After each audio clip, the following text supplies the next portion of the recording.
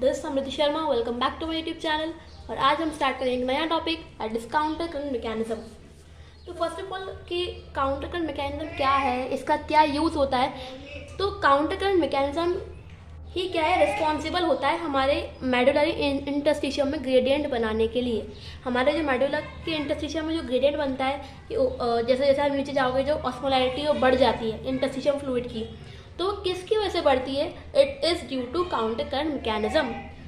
तो counter current mechanism के यहाँ पे क्या है, दो रोल होते हैं। फर्स्ट ऑफ ऑल कि ये कॉन्सेंट्रेशन ग्रेडियंट बनाना और उस ग्रेडियंट को मेंटेन रखना। बिकॉज जब तक वो ग्रेडियंट रहेगा तब तक क्या होता है, इजीली हमारे फिल्ट्रेट में से वाटर निकलता जाएगा और हमारा जो यूरिन है वो कैसा बनेगा, कॉन्सेंट्रेटेड बनेगा। ठीक है, तो लेट्स स्टार्ट। सबसे पहले तो ये counter current means opposite flow. तो यहाँ पे जो हमारा अरेंजमेंट होता है उसमें तीन जगह हमें काउंटर करंट देखने को मिलता है, यानी कि अपोजिट फ्लो देखने को मिलता है। फर्स्ट तो होता है between ascending limb and descending limb of Henle's loop, क्योंकि डिसेंडिंग लिम्ब में जो है फिल्ट्रेट इस डायरेक्शन में फ्लो कर रहा है और असेंडिंग लिम्ब में जो है हमारा फिल्ट्रेट ऊपर की साइड पे फ्लो कर रहा है, यानी कि इन दोनों लिम्ब्स में जो है फिल्ट्रेट अपोजिट डायरेक्शन में फ्लो कर रहा है। तो यानी कि एक काउंटर करंट तो हमारे यहाँ बन जाता है हेनलेज लूप में। सेकंड काउंटर करंट हमें कहाँ देखने को मिलता है, वासा रेक्टा में। वासा रेक्टा की जो असेंडिंग लिम्ब है और जो डिसेंडिंग लिम्ब है उनमें भी क्या होता है, अपोजिट डायरेक्शन में फ्लो होता है। डिसेंडिंग लिम्ब में तो ब्लड नीचे जा रहा होता है और असेंडिंग लिम्ब में ब्लड ऊपर जा रहा होता है। तो इन दोनों लिम्ब्स में भी क्या है, आपस में अपोजिट डायरेक्शन में फ्लो हो रहा है ब्लड। तो यानी कि दूसरा काउंटर करंट हमें यहाँ देखने को मिलता है। तीसरा काउंटर करंट हमें कहाँ देखने को मिलता है, between Vasa रेक्टा and Henle's loop. कैसे? हमारा जो हेनलेज लूप है उसमें किस डायरेक्शन में ब्लड फ्लो हो रहा है, इस डायरेक्शन में, ऐसे फ्लो हो रहा है। जबकि हमारी वासा रेक्टा में कैसे फ्लो हो रहा है ब्लड, वासा रेक्टा में ऐसे फ्लो हो रहा है, यानी कि बिल्कुल अपोजिट जो है ब्लड फ्लो हो रहा है वासा रेक्टा और हेनलेज लूप के बीच में। यानी कि थर्ड काउंटर करंट कहाँ देखने को मिलता है, between Vasa रेक्टा and Henle's loop. ठीक है, तो और ये अपोजिट डायरेक्शन में फिल्ट्रेट फ्लो होता है, इसी वजह से क्या होता है, कॉन्सेंट्रेटेड यूरिन बनता है। इसी वजह से ये मेडुला में ग्रेडियंट बनता है। ठीक है, तो नाउ लेट्स स्टार्ट। तो सबसे पहले तो ये क्वेश्चन है कि जब बेबी बॉर्न होता है, न्यू बेबी बॉर्न हुआ है, तो क्या उसमें ऑलरेडी ग्रेडियंट प्रेजेंट होता है? तो आंसर है नो। ये ग्रेडियंट जो होता है 300 से यहाँ 600, 900, 1200, ये ग्रेडियंट ऑलरेडी प्रेजेंट नहीं होता है। ये ग्रेडियंट जब यूरिन फॉर्मेशन स्टार्ट होता है हमारी किडनी में उसके बाद बनता है। तो कैसे बनता है वही हमें यहाँ देखना है। तो यहाँ से क्या है, फिल्ट्रेट आ रहा है, यहाँ पीसीटी थी हमारा, तो उस पीसीटी से यहाँ पे क्या है, ब्लड आ रहा है। अब हमारी जो ब्लड की ऑस्मोलैरिटी है वो फिक्स है, कितनी, 300 मिली ऑस्मोल। हमारे ब्लड की ऑस्मोलैरिटी फिक्स होती है 300 मिली ऑस्मोल, राइट, मिली ऑस्मोल पर लीटर। तो अब यहाँ पे अभी तो जो इंटरस्टिशियम में है उसकी भी 300 होगा, ऑब्वियस सी बात है, और जो यहाँ पे आ रहा है उसकी भी 300 है, क्योंकि जो मैंने बोल दिया कि जब ब्लड की ऑस्मोलैरिटी क्या है, फिक्स है 300 मिली ऑस्मोल पर लीटर। तो यहाँ पे जो इंटरस्टिशियल फ्लूइड है उसकी भी 300 यानी कि, और जो फिल्ट्रेट में आ रहा है उसकी भी 300 है। तो जब यहाँ पे 300 है और इस हेनलेज लूप की ट्यूब के अंदर भी 300 है ऑस्मोलैरिटी, तो यानी कोई ग्रेडियंट ही नहीं है। जब कोई ग्रेडियंट ही नहीं है तो ना तो बाहर से कुछ अंदर आने वाला है और ना इस ट्यूब के अंदर से कुछ बाहर जाने वाला है। ठीक है, तो यानी कि यहाँ से तो क्या होगा, सीधा सीधा हमारा फिल्ट्रेट यहाँ आ जाएगा और यहाँ असेंडिंग लिम्ब में चढ़ जाएगा। ठीक है, अब क्या होता है कि जो हमारी असेंडिंग लिम्ब है हेनलेज लूप की, उसके थिक सेगमेंट में क्या होते हैं, पंप प्रेजेंट होते हैं। ठीक है, तो वो पंप क्या करते हैं, अब यहाँ ग्रेडियंट प्रेजेंट नहीं है यहाँ पर भी, लेकिन अब यहाँ क्या है, पंप की हेल्प से इस फिल्ट्रेट में जो आयन्स प्रेजेंट थे, सोडियम आयन, क्लोराइड आयन, वो बाहर चले जाएंगे। ये पंप क्या करेंगे, इन आयन्स को बाहर फेंक देंगे ऐसे। ये पूरे जो थिक सेगमेंट है उस पूरे एरिया में क्या होगा, पंप लगे हुए हैं। ठीक है, अब क्या होगा, जैसे यहाँ पे आया ब्लड, तो ये वाले पंप ने आयन बाहर फेंक दिए, बहुत सारे आयन यहाँ बाहर फेंक दिए। तो अब फिर ब्लड ऊपर चढ़ा, तो अब जब दूसरे वाले पंप को जो है थोड़े कंपैरेटिवली कम आयन मिलेंगे। क्यों? क्योंकि जैसे मान लो कि इस ब्लड में 10 आयन थे, उस 10 में से 6 तो इसने फेंक ही दिए, तो अब जब ब्लड इसके पास जाएगा तो इसको ओनली 4 ही आयन अवेलेबल हुए ना, तो ये कंपैरेटिवली थोड़े से कम आयन बाहर फेंक पाएगा। फिर जब ब्लड और ऊपर जाएगा तो इस वाले आयन को थोड़े से और कम आयन अवेलेबल होंगे, इस वाले पंप को थोड़े और कम आयन अवेलेबल होंगे, तो ये थोड़े से और कम आयन फेंकेगा। भाई सिंपल सी बात है ना, मान लो यहाँ ब्लड पे 10 आयन थे, ये ब्लड यहाँ गया तो इस पंप ने 6 आयन तो भारी फेंक दिए, तो अब इसको सिर्फ 4 ही तो आयन अवेलेबल हुए ना, उस 4 में से 3 ये फेंक देगा, फिर इस पंप को सिर्फ 1 ही आयन अवेलेबल हुआ। ठीक है, तो यानी कि कंपैरेटिवली या नीचे वाले एरिया में ज़्यादा कॉन्सेंट्रेशन होगा आयन का। जैसे जैसे आप ऊपर जाते जाओगे इंटरस्टिशियम में आयन्स की कमी होती जाएगी, यानी कि हमारा इंटरस्टिशियम का जो लोअर पार्ट है वो ज़्यादा कॉन्सेंट्रेटेड होगा। ठीक है, आई बात समझ में? तो अब तो इसी वजह से क्या हुआ, ये आयन्स की वजह से ये कॉन्सेंट्रेशन ग्रेडियंट हमारा क्रिएट हो गया। 1200 थोड़ा सा ऊपर जो है कम हो गया, 900, 600, 300। ठीक है, तो अब ये आयन्स, अब ये ग्रेडियंट क्रिएट हो चुका है। तो अब क्या होगा, अब जब दूसरी बार यहाँ फिल्ट्रेट आएगा, तो अब जो फिल्ट्रेट आ रहा है अभी भी उसकी ऑस्मोलैरिटी 300 ही है, बट अब हमारे इंटरस्टिशियम में एक ग्रेडियंट बन चुका है।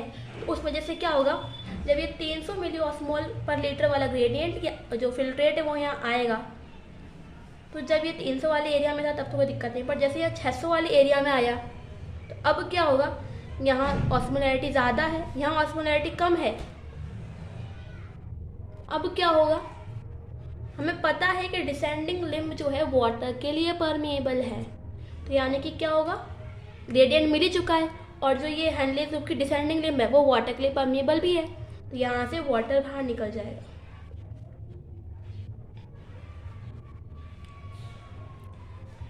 जैसे जैसे आप नीचे आते जाओगे वैसे वैसे और ज़्यादा इंटरस्टिशियम में ऑस्मोलैरिटी बढ़ रही है, तो और ज़्यादा वाटर यहाँ से निकलता जाएगा, निकलता जाएगा, निकलता जाएगा, राइट। और हम चाहते क्या थे, हमारा अल्टीमेट एम तो यही था ना कि हमारा जो फिल्ट्रेट है उसमें से मैक्सिमम हम वाटर एब्जॉर्ब कर सकें, मैक्सिमम कॉन्सनट्रेटेड हम बना सकें हमारी यूरिन को, और वो हमने कर लिया। देख लो, निकल गया ना वाटर, सिंपल। दोबारा जब यहाँ पे जाएगा, दोबारा यहाँ से आयन निकलेंगे, और ज़्यादा कॉन्सेंट्रेटेड हो जाएगा हमारा इंटरस्टिशियम, यहाँ से फिर दोबारा वाटर निकल जाएगा, फिर यहाँ दोबारा फिल्ट्रेट जाएगा, फिर यहाँ से आयन निकलेंगे, ये चलता रहेगा। ठीक है, अब ऐसे ये फिल्ट्रेट जब यहाँ आएगा कलेक्टिंग डक्ट में, तो बस वही बात है, यहाँ पे ग्रेडियंट बना हुआ है ऑलरेडी 1200, 900, 600, और यहाँ पे जो फिल्ट्रेट आ रहा है उसकी जो है ऑस्मोलैरिटी कंपैरेटिवली कम है, उसकी ऑस्मोलैरिटी 200, 300 यही है। हमारे एनसीईआरटी में क्लियरली मेंशन है कि यहाँ पे जो फिल्ट्रेट है उसकी ऑस्मोलैरिटी कितनी है, 200 है, तो यानी कि ये कलेक्टिंग ट्यूब्यूल में जो आ रहा है फिल्ट्रेट उसकी ऑस्मोलैरिटी कितनी है, 200 के आसपास ही है, और ग्रेडियंट और जो हमारा इंटरस्टिशियम है वहाँ पे तो 600, 900, 1200 ये ऑस्मोलैरिटी है, तो क्या होगा, यहाँ से भी H2O निकल जाएगा, धनातन यहाँ से भी H2O निकलता जाएगा। यानी कि जो इनिशियल अमाउंट जो हमारा था फिल्ट्रेट का, उस इनिशियल फिल्ट्रेट की कंपैरिजन में कितना ज़्यादा कॉन्सेंट्रेटेड यूरिन हमने बना लिया है। ठीक है, और यही हम चाहते थे। ठीक है, तो अब हम डिस्कस कर लेते हैं वासा रेक्टा के बारे में। वासा रेक्टा क्या है? वासा रेक्टा हमारी ब्लड की कैपिलरी है। ठीक है, अब ये ब्लड लेके आ रही है। ठीक है, अब इसके अंदर ब्लड है, मैंने बोला था कि ब्लड की ऑस्मोलैरिटी फिक्स है 300 मिली ऑस्मोल पर लीटर। ठीक है, तो यानी कि इसके अंदर ब्लड है उसकी 300 मिली ऑस्मोल पर लीटर यहाँ पे ऑस्मोलैरिटी है। ठीक है, बट अगेन यहाँ पे जो ग्रेडियंट बना हुआ है क्या बना हुआ है, 300, 600, 900, 1200 बना हुआ है। तो जैसे यहाँ पे ब्लड आएगा, यहाँ तक तो ठीक था 300 तक तो, बट अब जैसे ये 600 वाले एरिया में जब ये आया तो अब एक ग्रेडियंट मिल गया कि भाई यहाँ पे तो 600 है ऑस्मोलैरिटी और यहाँ पे 300 ही है, यानी कि यहाँ पर ज़्यादा आयंस है। तो अब ये तो क्या है, ये ब्लड कैपिलरी है, और ब्लड कैपिलरी तो क्या है, फ्रीली परमेबल है, आयंस के लिए भी परमेबल है, वाटर के लिए भी फ्रीली परमेबल है। भाई हमारा जो हैंडलेस लूप था उसमें तो एक रेस्ट्रिक्शन थी कि हाँ भाई डिसेंडिंग लिम्ब सिर्फ वाटर के लिए परमेबल है, असेंडिंग लिम्ब सिर्फ आयंस के लिए परमेबल है, बट ये जो ब्लड कैपिलरी है ये तो सबके लिए परमेबल है। ये वाटर आयन सबके लिए तो हमें ये बने, तो अब ये भी यहाँ पे ग्रेडियंट भी मिल गया हमें। अब क्या होगा, यहाँ बाहर ग्रेडियंट ज़्यादा है तो इसलिए क्या होगा, यहाँ पे आयंस जो हैं इंटरस्टिशियम से कैपिलरी के अंदर चल जाएंगे, ठीक है। और वाटर की टेंडेंसी कहाँ से कहाँ मूव करने की है, भाई आयन तो बाहर ज़्यादा थे तो वो बाहर से अंदर चले गए, वाटर कहाँ ज़्यादा है कंपैरेटिवली, इस कैपिलरी के अंदर कंपैरेटिवली ज़्यादा है ना, क्योंकि यहाँ 300 है, यहाँ 600 है, तो वाटर बाहर चल जाएगा और जो NaCl है वो यहाँ चल जाएगा। अब क्या होगा, ये जो ब्लड है इस NaCl को लेके नीचे जा रहा है, ठीक है। 900 पे आएगा तो और ज़्यादा NaCl इसके अंदर भर जाएगा, जब ये 1200 वाले एरिया में आएगा तो और ज़्यादा NaCl इसके अंदर भर जाएगा। तो इतने सारे NaCl को लेके हमारा ब्लड बेचारा यहाँ पे ट्रैवल कर रहा है, यहाँ से यहाँ जाएगा, फिर यहाँ से यहाँ जाएगा, ठीक है। आगे ये 1200, 900, 600, 300 वाला रीज़न है। अब हाँ, यहाँ पे बहुत सारा NaCl भरा हुआ है, तो यहाँ क्या 1200 वाले एरिया था तो सही था, ठीक है। पर जैसे ही अब ये 1100, 1000 और 900 वाले एरिया में आएगा तो क्या करेगा, अब दोबारा ग्रेडियंट बन गया कि भाई मैं तो अभी इसकी ऑस्मोलैरिटी ज़्यादा है ना भाई, क्योंकि ये 1200 वाले से आयन लेकर आया है तो इसकी खुद की ऑस्मोलैरिटी कितनी है, 1200 है ना अभी। इस ब्लड की ऑस्मोलैरिटी कितनी है, 1200, क्योंकि यहाँ पे ये जब नीचे आया था 1200 वाले के पास, 1200 वाले एरिया में जब आया था तो 1200 वाले एरिया में जब ये आया तो इसके अंदर क्या भर गए, बहुत सारे NaCl भर गए, तो इसकी जो ग्रेडियंट है, इसकी जो ऑस्मोलैरिटी है वो इसके बराबर हो गई ना। तो अभी इसकी भी कितनी हो गई, 1200 हो गई इस ब्लड की जो अंदर है कैपिलरी के। अभी जा रहा है, तो जैसे ही ये 900 वाले एरिया में आएगा, 1000 वाले एरिया में आएगा, क्या करेगा, दोबारा यहाँ से आयंस बाहर निकलेंगे ना भाई, क्योंकि अंदर जो है उसकी तो 1200 थी ऑस्मोलैरिटी, और बाहर क्या है, बाहर 1000, 900 ऐसी मिल रही है इसको। तो अब क्या होंगे, अब आयंस बाहर निकलना स्टार्ट होंगे,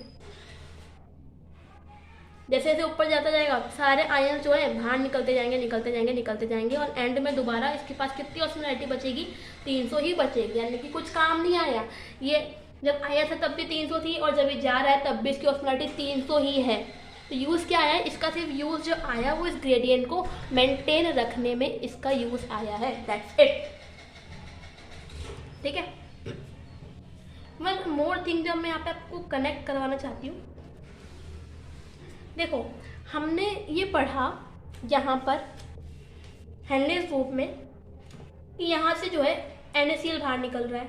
मैंने बताया ना कि यहाँ पे पंप था तो आयंस बाहर निकल रहे थे, तो यानी कि हमने देखा कि यहाँ पर जो है आयंस बाहर निकल रहे हैं, NaCl बाहर निकल रहा है यहाँ पे, ठीक है। और यहाँ पर हमने क्या पढ़ा कि यहाँ पर NaCl घुस रहा है अंदर और फिर यहाँ से NaCl निकल रहा है। तो क्या ये ऐसा प्रतीत नहीं हो रहा आपको कि यहाँ से जो NaCl निकल रहा है वही NaCl यहाँ पे घुस रहा है और वही NaCl फिर इधर से ट्रैवल करके और यहाँ से निकल रहा है? ऐसा क्या सिचुएशन थोड़ा सा क्रिएट नहीं हो रहा दिमाग में, हो रहा है ना। और वही NCERT में लाइन लिखी हुई है जो मैं आपको यहाँ पढ़वा रही हूँ, that NaCl is transported by the ascending limb of Henle's loop, which is exchanged by the descending limb of vasa recta, ये क्या है, डिसेंडिंग लिम्ब ही तो है वासा रेक्टा की।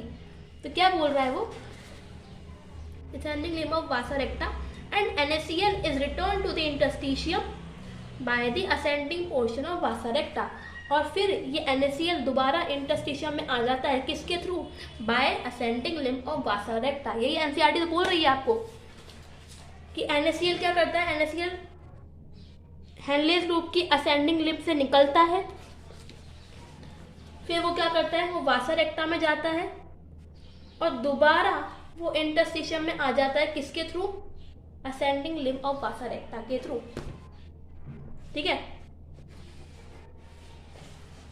सेकंड क्या काम होता है कि यहाँ पे ये जो ग्रेडियंट बना रहा है ये सिर्फ NaCl ही नहीं बना रहा है, यहाँ पे एक और चीज होती है यूरिया। यूरिया क्या करता है, यूरिया भी जो है इस मेडुलरी की ऑस्मोलैरिटी को बढ़ाने में हेल्प करता है। कैसे हेल्प करता है, यहाँ पे ये फिल्ट्रेट आया तो उसके अंदर क्या था, यूरिया प्रेजेंट था। ठीक है, अब क्या होता है कि ये कलेक्टिंग ट्यूब्यूल का ऑलमोस्ट पूरा पार्ट जो है यूरिया के लिए इम्परमिएबल है। यूरिया के लिए क्या है, इम्परमिएबल है। तो यानी कि यहाँ से तो यूरिया बाहर नहीं निकल सकता, फिल्ट्रेट आ रहा है यूरिया उसके अंदर ही है। बट जो कलेक्टिंग ट्यूब्यूल का लास्ट पार्ट होता है वो यूरिया के लिए परमिएबल होता है। ठीक है, तो यहाँ पे क्या होगा, जैसे ही ये फिल्ट्रेट यहाँ आएगा तो यहाँ से यूरिया बाहर निकल जाता है। यहाँ से क्या होता है, यूरिया बाहर निकल जाता है, और यूरिया बाहर निकल के कहाँ जाता है, इंटरस्टिशियम में आ जाता है। तो इससे क्या होता है, यूरिया के बाहर आने से क्या हुआ, मेडुलरी इंटरस्टिशियम की ऑस्मोलैरिटी बढ़ गई। अगेन ऑब्वियस सी बात है, बढ़ गई ना। तो इससे क्या होगा, अब और ज़्यादा वाटर यहाँ से बाहर निकल सकता है। ठीक है, तो यानी कि NaCl के साथ साथ यूरिया भी क्या करता है, इंटरस्टिशियम की ऑस्मोलैरिटी बढ़ाने में हेल्प करता है, जिसकी वजह से क्या होता है, और ज़्यादा वाटर हम एब्जॉर्ब कर पाते हैं फिल्ट्रेट से। फिर क्या होगा, फिर ये यूरिया हेनले लूप की असेंडिंग लिम्ब से वापस कलेक्टिंग ट्यूब्यूल में आ जाएगा। यहाँ से निकलता है, असेंडिंग लिम्ब में घुसता है, और घुस के दोबारा कलेक्टिंग ट्यूब्यूल में आ जाता है। ठीक है, तो यही थी हमारी कहानी। तो इससे क्या होता है, इस काउंटर कट मैकेनिज्म से हमारा जो एंड में जो यूरिन बनता है वो इनिशियल फिल्ट्रेट की कंपैरिजन में 4 टाइम्स मोर कॉन्सेंट्रेटेड बनता है। यह डाटा में याद रखना है कि जो इनिशियल फिल्ट्रेट है उसके कंपैरिजन में कितना टाइम, 4 टाइम्स कॉन्सेंट्रेटेड यूरिन हमारा बन जाता है काउंटर करंट मैकेनिज्म के थ्रू। तो this all about today's video. Bye bye, take care, Jai Hind.